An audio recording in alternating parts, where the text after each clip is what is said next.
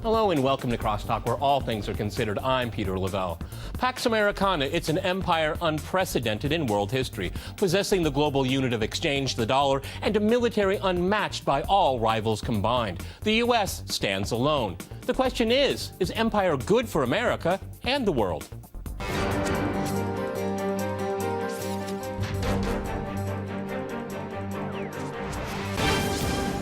To CrossTalk America's Imperial Ambitions, I'm joined by my guest, Bruce Fein in Washington. He is a columnist for the Washington Times, as well as author of the book American Empire Before the Fall. In New York, we have Eric Draitser. He is a geopolitical analyst and founder of the website stopimperialism.com. And in London, we cross to Vasilis Fouskas. He is the director of the Center for the Study of States, Markets, and People at the University of East London. All right, gentlemen, CrossTalk rules. In fact, that means you can jump in anytime you want, and I very much encourage it. Eric, you're often on this program, so I'm going to ask a very straightforward and direct question. What is the condition, the health of the empire? And you know which one I'm talking about. Well, it would be nice to be able to say that the empire is in its death throes and that somehow we're going to move towards a multipolar and a peaceful future. But of course, I think we all know that the reality is far from that, that empires, be they the current empire of which we're speaking, be they historical, they do not simply go away over the course of one night or over the course of one generation. These are things that take multiple generations. Oftentimes, they can take centuries. We can look historically at the decline of the Roman Empire, for an example. We can look at the decline of the British Empire to see that this is true. And so in answer to the question of what is the health of the empire is still very much vibrant. It is still very much powerful, and we can see that demonstrated in myriad ways. I think that many are often very keen to talk about the demise of the dollar, the demise of U.S. purchasing power, the demise of all forms of U.S. power. But the reality is these things are fundamental to the way in which the global economy works. Yep. They're fundamental to the way in which the globe works as we know it. And so to somehow say that, well, the prognosis is grim, I think is an oversimplification. What we are seeing, though, is a decentralization of that power. We're seeing it spread over multiple power centers around the world. And the current conflicts, be they Syria, Ukraine, or what have you, are all manifestations of that process. Okay. Bruce, the same question. How do you see empire? Because I know some of your writings, and your attitude is that empire is not good for America, let alone the world.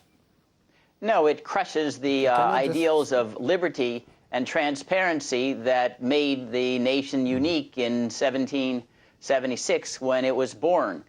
With empire, we have virtual concentration of limitless power in the presidency. For instance, the president has on 4 occasions killed American citizens based upon his unilateral determination. They were threats. There was no due process. The president claims a right of secrecy. He runs secret surveillance programs of the type that were disclosed by Edward Snowden. He detains people without accusation or charge at Guantanamo Bay or otherwise. He runs unilateral presidential wars without authorization from Congress. It's very unhealthy for the democracy. We're running, I say, a program that looks more and more like a monarchy rather than the liberty that's celebrated by the founding fathers. And it's unhealthy for the country. Number one, despite the fact that we're very skilled at killing, killing by itself is not going to win wars. We dropped more bombs on the Ho Chi Minh Trail trying to kill Vietnamese during the Vietnamese War, and it was totally futile on that respect. And we all recognize, even the military people, that dropping bombs on ISIS is not going to accomplish anything without ground troops. And I think even though we fought wars in Afghanistan and Iraq, and we weren't destroyed as an empire, we spent $6 trillion, lost thousands of men and women's lives, injuries, and what did we get? Failed states that clearly cannot be said to be victories. Okay, lastly, I think the debt now we have. Okay, go ahead. Lastly, go ahead. We have an $18 trillion national debt, and we are bankrupting ourselves. I do think it's not always the case that empires take a very protracted period to collapse. Just think, in World War I, when it concluded, you have 3 or 4 empires collapsed overnight. The Chinese, Austrian, Hungarian, the Russian Empire all disappeared, the Ottoman Empire. My view is that within 20 or 30 years, unless our pendulum swings back towards a republic, we will crumble internally whether or not there's an external force to replace us. Vasilis, in London, if I can go to you, because this is what a lot of people would say, is that there are internal contradictions here, because the Soviet Union collapsed very quickly, too, because of internal contradictions to its economy and other issues here. Go ahead, in London. Yeah, Peter, yes, I heard with great interest what my colleague said in Washington and New York.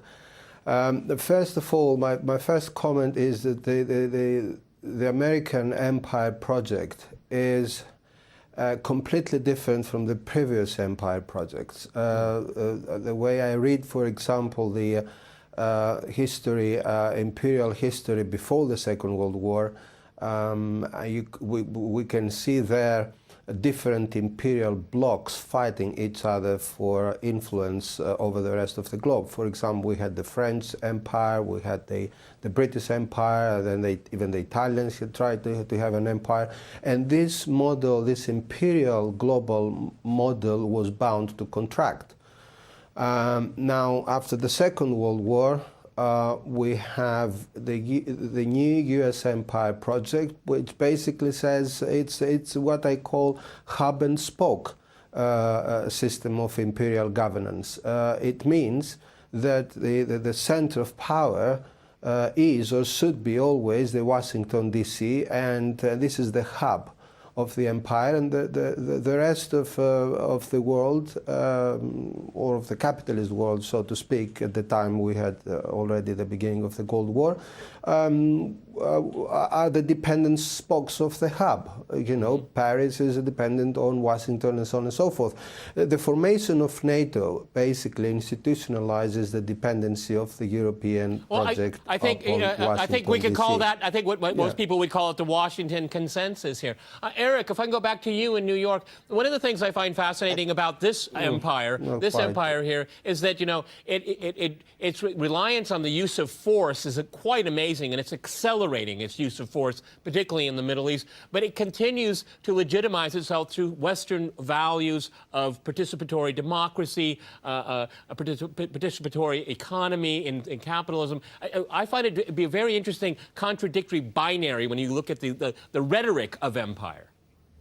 Well, that's absolutely right. And part of the reason is because it legitimizes itself through what I would call a collective mythology, or a collective consciousness that is embedded here in the United States. And it's embedded and indoctrinated into children from a very young age, all through school and even through higher education as well. Some of these overly idealized principles and catchwords such as democracy and freedom and all of the rest of these things, which are injected into the narrative of any war, of any conflict that the United States seeks to dominate. This is a fundamental part of how the United States not only sells its imperialism to its own citizens, but the image that it intends to project around the world. And it is incredible to me in many ways that that we could have a discussion, a rational discussion in the halls of power in the United States or elsewhere in the Western world, questioning whether or not the United States is or is not an empire. It seems almost self-evident, and yet we have to discuss it because the mythology overrides that within the narrative. And I want to return back to a couple of comments that were just made. Number one, I would agree with most of what was said actually by both of the gentlemen there, but I would disagree with the notion that the center of power of this empire is truly in Washington. I think that what you have is a binary relationship between Washington, which is the political seat of power, and Wall Street, which is the financial seat of power. It is global capital, it is finance capital that really bankrolls and runs this imperial system. And I return to this point about systems because it is, I mentioned historical examples of empires, but only today do we see a truly globalized imperial system, one that is supranational in many ways. The seat of power is not simply in one or even only two places. It is spread out across the globe, and it is connected through a variety of networks, through a variety of channels, be they corporate, be they financial, be they military, political, what have you. And so it is this system, a comprehensive system, that we're really talking about here, not simply the United States. And finally, if I could just quickly mention, I would disagree slightly with idealizing the notion of America's past. If you look at America's genocidal past against the native people, against black Africans and others, you can see that many of these same traits that we're ascribing to an imperial America were very much true from the very beginning of this country. So I would caution against overly idealizing that past. You know, Bruce, it's really interesting to me. Well, if I could just interject here. Go ahead, because I was just going to say that a great deal of American political science and international relations theory, when I read it, is a justification for empire. I just wanted to throw that in there. Go ahead, Bruce. You want to react to what Eric had to say. Go ahead. Yeah. I think that it's correct to say that the center of the universe is Washington, D.C. When Wall Street needed the bailout of Washington, D.C., the Fed, trillions of dollars of money funneled into Wall Street and elsewhere in order to sustain their solvency. If it wasn't Washington, they would have been bankrupt. And moreover, it's the characteristic of empire that they fight purposeless, objectless wars. They're not there to make money. They're there to be bullies. They're there to dominate for the sake of domination, which is ultimately their downfall. They lose money. The Soviet Union understood that as well. They went bankrupt trying to prop up Central and Eastern European satellites. And that's what's happening in the United States. It's certainly true that Wall Street and moneyed interest, the military-industrial complex, piggybacks on this war complex to make money. But the driving force is simply to want to exercise this attitude of an adolescent. I get to tell everybody else what they ought to do and how they ought to act because I'm number one. That's captured in this phrase American exceptionalism, like we have angelic DNA and everybody else has the devilish DNA, and that's why we need to rule the world. And that will ultimately be our downfall. There have been many other people who claimed they were a master race, and when you start to believe you're a master race and you're not subject to the same fallibilities and vices as ordinary people with the same DNA, you do not have a long shelf life left. All right, that's a good point. On that point, we're going to go to a short break, gentlemen, and after that short break, we'll continue our discussion on Pax Americana. Stay with RT.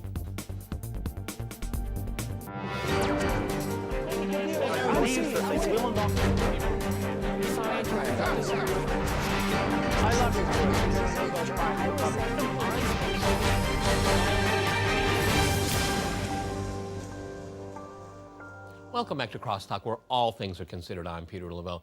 To remind you, we're discussing Pax Americana.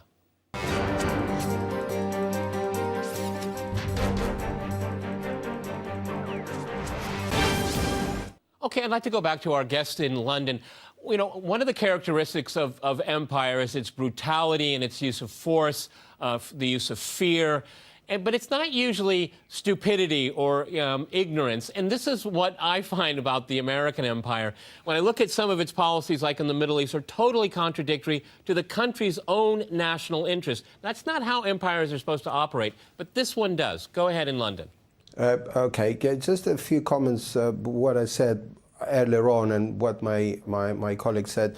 When I tried to outline the principles upon which the American Empire project was based, and these principles I mentioned can be identified in the National Security Council document 68, which was written in 1950, authored actually by Paul Nitze, one of the key persons in the American political establishment at the time. Of course, things change over time. The U.S. Empire project did not operate as it wanted to operate.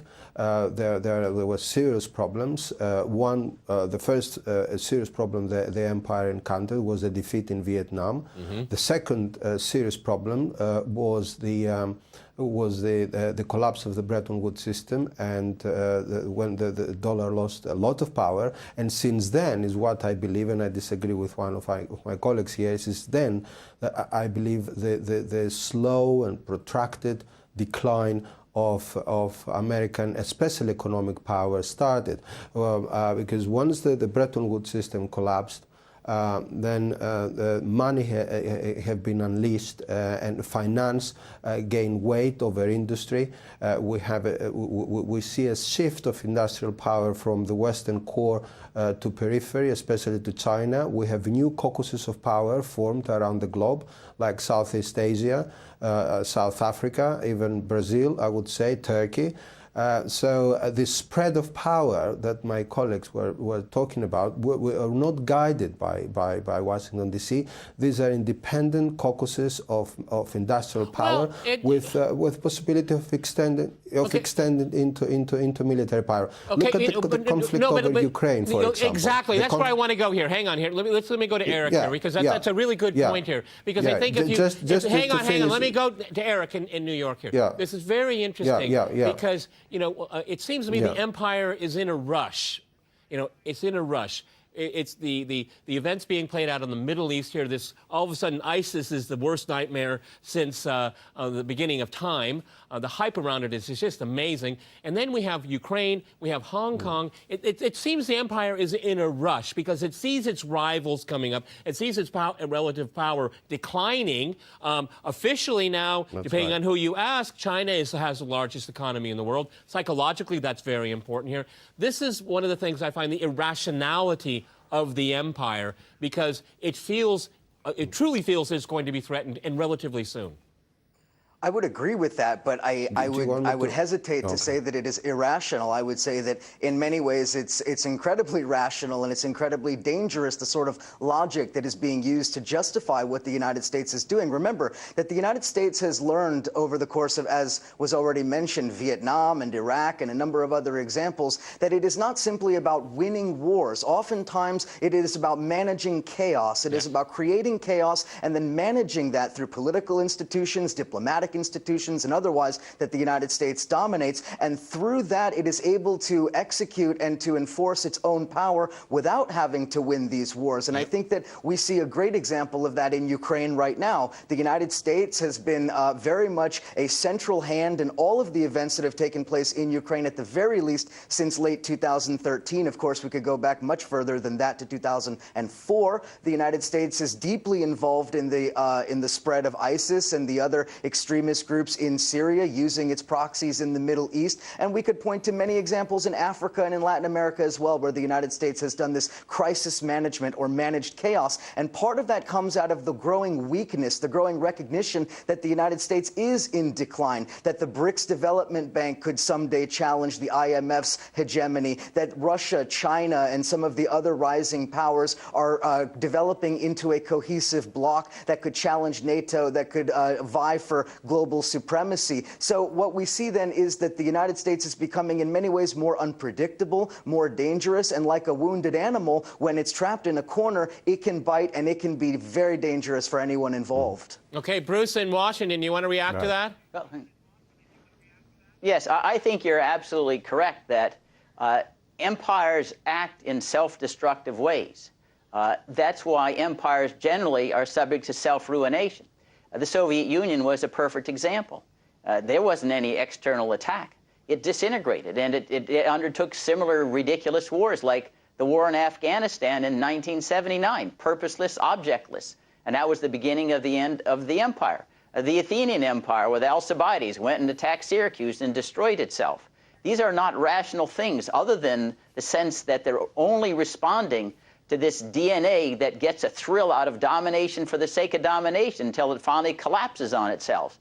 But these things hurt the United States, but they continue anyway because of this adolescent idea. It doesn't matter. I'm getting a temporary thrill, and it'll be posterity. It'll still be the future that will find the collapse on their heads, not ours. That's what happened in the Roman Empire, and it happens repeatedly with politicians just kicking the ball down the road. But I say, these are not rational. Go back and rethink. $6 trillion we spent on Afghanistan and Iraq to get failed states that still are no safeguards against terrorism harboring there. How can that be rational by any manifestation whatsoever? And take the ISIS issue. Okay. Let's keep the time here. There's a rationality. Let me go to London here. Go ahead. Vasilis, do you want to jump in? It looks like you wanted to say something. Go ahead. Yeah. I will just say a few things. You know, I mean, I hope we all kind of agree that the U.S. empire project is in a crisis, perhaps not a terminal crisis. It's not the death of the U.S. empire, but since the collapse of the Bretton Woods system, there is something else is going on, something which the U.S. Cannot really manage the world the way it used to in the 40s and 50s and even 60s. Then the other thing I wanted to add, an element here, is the ideational element of the empire. There is a famous book by William Appleman Williams, The Tragedy of American Diplomacy. If you haven't read it, I recommend all my students to start reading that book if they want in international relations. This is his theory of open door policy, and the ideology of all American presidents is inspired by the fact that the whole world should become like the United States. Open markets, free democracy, liberal democracy, everywhere. And they believe in that. Obama believes in that. Bush believed in that. They really believe in that thing. I think it's absurd. This is how can I call it, a deficient and erroneous strategic culture. You cannot go to the Middle East and say, I'm going to overthrow Saddam, and I'm going to have free market and democracy and liberty and all that stuff that we know from the American Constitution. It doesn't work like that. Unfortunately, it doesn't work like that. Unfortunately, it doesn't work like that. That's a really good point. Can I jump in here real quick, Peter? Go ahead, Eric. Go ahead. You know, no, let's go to Eric. It is not let's Germany. Keep it moving. I mean, I think we should be cognizant of the fact that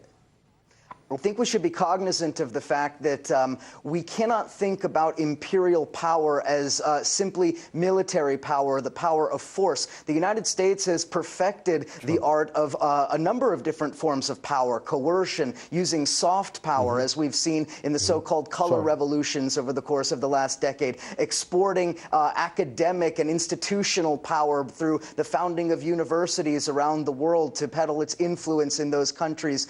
We see the use of a variety of forms of power, asymmetrical warfare, these private military contractors, a number of various and overlapping often institutions that are ways in which the United States actually exercises its power beyond simply using its straight military force. And until we can actually recognize the fact that the power that the U.S. projects is done through proxy elements and through various other forms of power, only then are we really going to recognize the totality of American imperial influence and domination. And I would again disagree with the notion that empires never act rationally. Just because the logic is flawed doesn't mean it's a completely irrational act. The United States, what it's done in Syria is to prevent its regional rivals from having an alliance and developing their power. The same is true in Afghanistan. The same is true in Iraq. Let me jump in here. Eric, let me Yeah. jump in here. When I'm saying like irrational, I'll give you an example.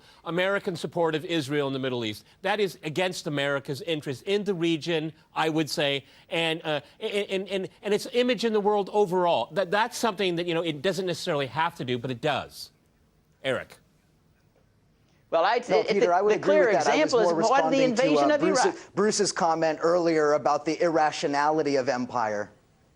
Okay, Bruce, go ahead. Jump in. Last word. Go ahead. I still insist that.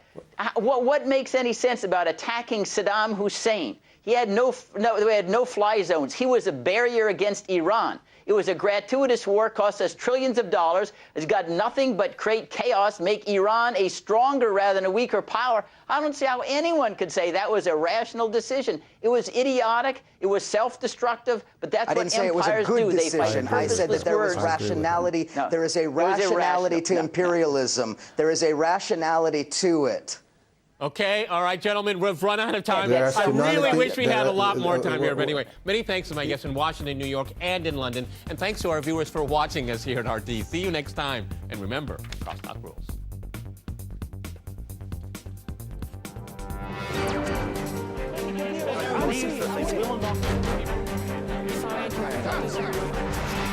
I love